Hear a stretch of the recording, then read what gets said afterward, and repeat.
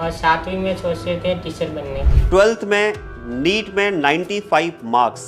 95 marks से selection का सफ़र। बिल्कुल सर। वो मतलब कहते थे कि अगर नीट दोगे तो सिलेक्शन इतना जल्दी होगा नहीं। जो हमारे सितारे यहाँ से निकल के गए डायमंड्स, ठीक है, उन्होंने फिर हमारे पास रॉ मटेरियल भेजा। मतलब एक नेगेटिव माहौल में भी एक पॉजिटिविटी मेंटेन करना। सर मम्मी को भी नहीं बताया आपने, हैं? वहाँ जाके बताओगे। बहुत बढ़िया, बहुत जोरदार। कौन कहता है आसमान में छेद हो नहीं सकता? कौन कहता है आसमान में छेद हो नहीं सकता? एक पत्थर तो तबीयत से उछालो यारो, एक पत्थर तो तबीयत से उछालो यारो। एक बहुत बढ़िया कहानी लेकर के आ रहे हैं प्यारे बच्चों आपके लिए। 95 मार्क्स से सिलेक्शन का सफ़र। बिल्कुल सर। मेरे साथ हैं आदरणीय जेसी सर, हमारे topper care head deputy director Motion NEET division Kota. और आज हम आपको बताएंगे प्यारे बच्चों कि कहीं से भी आप अगर शुरुआत करेंगे तो सफलता आपको मिलती है अगर आपका दृढ़ निश्चय हो और आप अपनी परिस्थितियों के बारे में ना सोच करके केवल और केवल अपने लक्ष्य पर केंद्रित करते हैं तो 100% आपको सफलता मिलती है। आज उदाहरण है, राजू बोकेसन हमारे साथ हैं।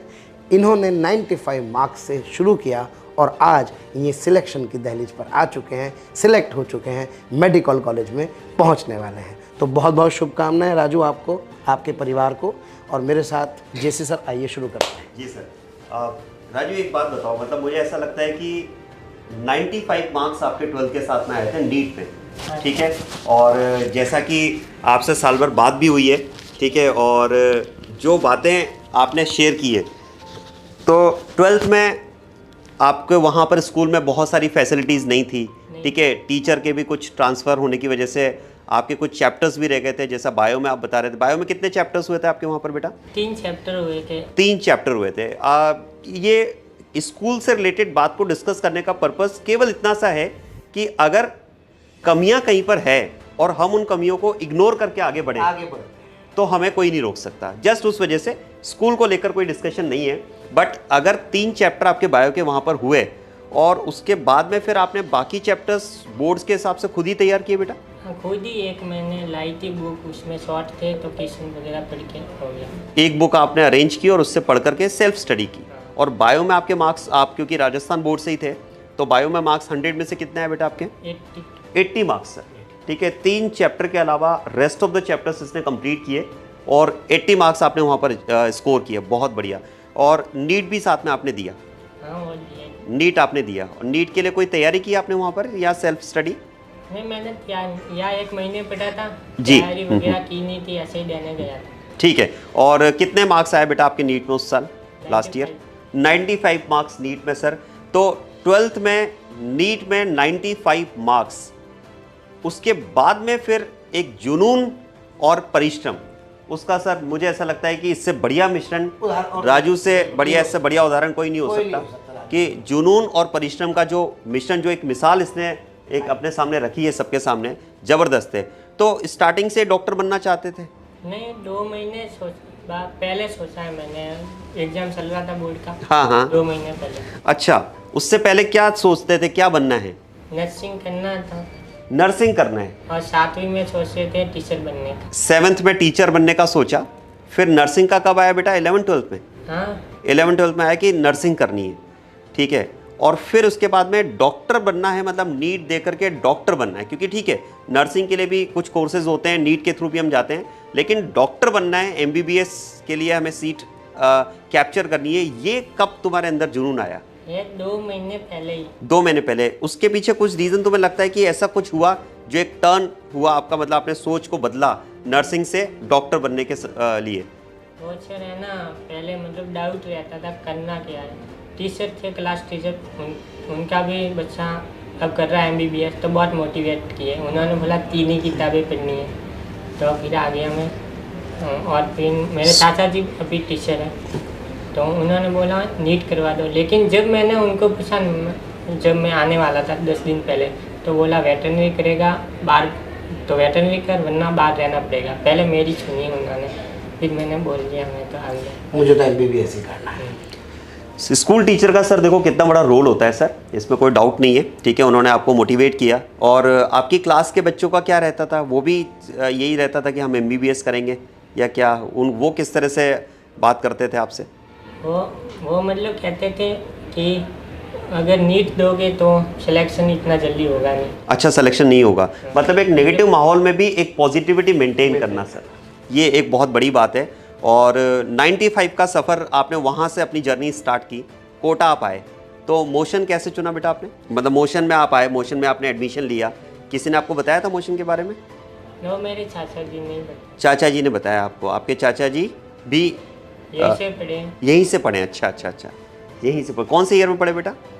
शायद 2022, इतना परफेक्ट। 22 में पढ़े, कोई बात नहीं है, 22 में पढ़े तो वो भी अभी MBBS कर रहे हैं? हाँ, सेकंड साल है। सेकंड ईयर है। कहाँ पर रहे हैं बेटा वो? गुवाहाटी एम्स। गुवाहाटी एम्स में सर, मतलब मुझे लग रहा है वहीं से ट्रांसफर हो गई। जो हमारे सितारे यहाँ से निकल के गए डायमंड्स, ठीक है, उन्होंने फिर हमारे पास रॉ मटेरियल भेजा उसको फिर से डायमंड में कन्वर्ट करने के लिए, ठीक है। तो बहुत बढ़िया बात है बेटा।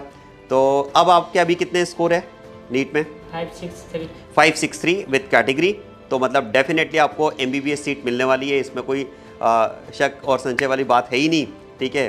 तो कुल मिलाकर के अब आप डॉक्टर तो बनने वाले हैं, ये बात तो तय हो गई, ठीक है। और 95 से 563 मार्क्स का जो सफ़र है, ये कहानी उन बच्चों के लिए है जिन्हें लगता है कि मार्क्स मेरे कम आ रहे हैं, स्कोर मेरा लो है, मैं कर पाऊंगा या नहीं कर पाऊंगी। तो बच्चों, 95 वाला स्टूडेंट अगर 650 की सफ़र पे जा सकता है तो आपको भी इसमें पीछे नहीं रुकना चाहिए। बिल्कुल अपने जुनून और परिश्रम को मिश्रित करते हुए बैलेंस्ड वे में अगर आप आगे बढ़ते हैं तो आप में से ही कोई ना कोई फिर से कोई राजू बन के निकलेगा। और सर मंजिलें मिल ही जाएंगी। चलिए तो सही, गुमराह तो है जो घर से निकले ही नहीं। अगर आप प्यारे बच्चों सोचते रहेंगे केवल तो आप कुछ नहीं कर पाएंगे। लेकिन आप देखिए इस बच्चे ने 95 नंबर के से शुरू करके, इसका मतलब आप इसकी मनोस्थिति कितनी बढ़िया रही होगी।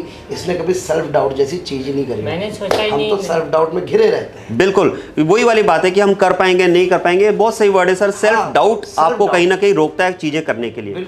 तो पहले तो अपने डाउट्स क्लियर करो, ठीक है। एक क्लैरिटी अपने करियर के लिए रखो, थॉट्स में रखो, ठीक है। और उसके अकॉर्डिंग स्ट्रीमलाइन होकर के आगे बढ़ो तो डेफिनेटली राजू जैसी मंजिल हम सभी पा सकते हैं, ठीक है। और मेरे ख्याल से फैमिली में तो ज़बरदस्त एक माहौल बना होगा, अब तो खूब खुश होंगे पापा, ठीक है। मम्मी का अभी बताया नहीं है मुझे। मम्मी को भी नहीं बताया आपने? हैं, वहाँ जाके बताओगे। बहुत बढ़िया, बहुत जोरदार, मतलब सरप्राइज देने वाला है अपनी मदर को, ठीक है। और नंबर क्या बोल दिया है, वो पढ़ी लिखी या नहीं, इनको पता है नहीं। कोई बात नहीं है, लेकिन एक बात मैं चाहूँगा राजू बेटा, जब आप मम्मी को बताओगे, ठीक है, तो आप जो भी घर पे ब्रदर सिस्टर जो भी हो उनको बोलना वीडियो जरूर बनाएं, ठीक है। वो मम्मी के चेहरे की जो मुस्कान और जो खुशी है तुम्हारे सफलता की, वो कैप्चर करना बेटा, वो लाइफ में तुमको हमेशा मोटिवेट करेगी। और वो तुम हमें भी शेयर करना। हम भी देखना चाहते हैं कि एक माँ के चेहरे पर जो मुस्कान बच्चे की सफलता पर मिलती है वो कैसी होती है, ठीक है। हमने अपनी मदर्स में तो देखा ही ये चीज़ें, लेकिन ये खुशी देख के ही अब मोटिवेशन आता है सर। तो वो वीडियो जरूर बनाना बेटा और वो हमें भी शेयर करना तुम, ठीक है ना। तो बहुत बढ़िया है सर, बहुत ज़बरदस्त कहानी है। और इस कहानी से प्रेरित होकर मैं कह रहा हूँ कि जो बच्चे ये सोचते हैं कि लिमिटेड सोर्सेज हैं, हमारी 11-12 अच्छी नहीं रही, सर बच्चे के 3 चैप्टर्स ने बायोलॉजी में पढ़े, लेकिन आज ये डॉक्टर बनने की राह पर निकल चुका है सर। तो जिन बच्चों को लगता है कि हमारे 11-12 वीक रह गए हैं, हम कैसे करेंगे, हमारे मार्क्स कम रह गए, नीट में 95 मार्क्स के बाद में ये सोच पाना, आप सोचिए कि बच्चा अगर सेल्फ मोटिवेटेड है और अगर वो सोच ले तो वो किसी भी तूफान से लड़ सकता है, जो राजू ने आज करके दिखाया सर। राजू ने आज करके दिखाया और ये सीखने वाली बात है। जैसा सर ने कहा कि मोरल ऑफ द स्टोरी ये है कि प्लीज़ सेल्फ डाउट से बचिए और प्यारे बच्चों केवल और केवल काम करिए। चलती हुई चींटी सैकड़ों योजन पार कर जाती है और गरुड़ जो कि बहुत तेज उड़ता है, अगर वो एक कदम भी ना चले तो वो वहीं पर रह जाता है। तो इसलिए आपसे मैं यही कहना चाहता हूँ इस स्टोरी के माध्यम से कि प्लीज़ सेल्फ डाउट से हटिए। अपने बारे में परसेप्शंस बनाने की बजाय एक पॉजिटिव माइंडसेट के साथ, एक बढ़िया टीम के साथ, एक बढ़िया सिस्टम के साथ, एक अच्छे एनवायरनमेंट के साथ अपने सपनों को पूरा करने के लिए आगे बढ़िए। एक पॉइंट और बेटा, साल भर में आप ऐसे केवल 3 पॉइंट बताएं जिसने आपको मोटिवेटेड रखा या जो आपके इस सफर में आपको लगता है कि मुझे सबसे ज्यादा सपोर्ट मिला। 3 पॉइंट मैं आपसे सुनना चाहता हूँ। आप सेल्फ कॉन्फिडेंट थे, ये तो आपके डिसीजन से लग गया सर कि ये तो आपने डिसीजन लिया 95 मार्क्स के बाद में कि नहीं मुझे करना है, तो आपका कॉन्फिडेंस तो ज़बरदस्त है, वो काबिल तारीफ है, वो नज़र आ रहा है। इसके अलावा 3 पॉइंट आप ऐसे बताओ जो तुम्हें लगता है कि तुम्हें इस सफ़र पर, इस मंजिल पर पहुंचाने में तुम्हारे लिए बहुत हेल्पफुल रहे। एक तो मैं मम्मी से रोजाना 2 बात करता ही। फैमिली से बात करना, फैमिली से बात करना हमेशा, बिल्कुल। मतलब आपको कभी भी लगे कि हम अपने सफ़र में अकेला महसूस कर रहे हैं या कहीं ना कहीं रुकावटें आ रही है, तो आप यकीन मानिए आपके टीचर्स और आपके फैमिली मेंबर्स ये वो आपकी लाइफ में शख्स हैं, या सर ने जैसे कहा एक रेमेडियल हो सकते हैं, रेमेडी हो सकती है कि आपके इस सफ़र में वो आपको कभी रुकने नहीं देंगे, कभी झुकने नहीं देंगे। और दूसरी बात क्या है बेटा? बात मेरे मम्मी को ताने भी दे रखे हैं कि पापा काम करते हैं, मैं घर पे मेरे को एलर्जी होती है खेत में, मैं करता नहीं, तो बोलते हैं कि पापा तो इतना करते हैं तो ये तो कुछ करता नहीं। मम्मी आई घर पे थोड़ी रोने पे लगी, मम्मी को बोलेगा चाहिए। कुछ दिन दुख तो हुआ लेकिन मैंने मजाक करके संभाल लिया, ठान लिया था एक दिन जवाब देंगे। बहुत बढ़िया।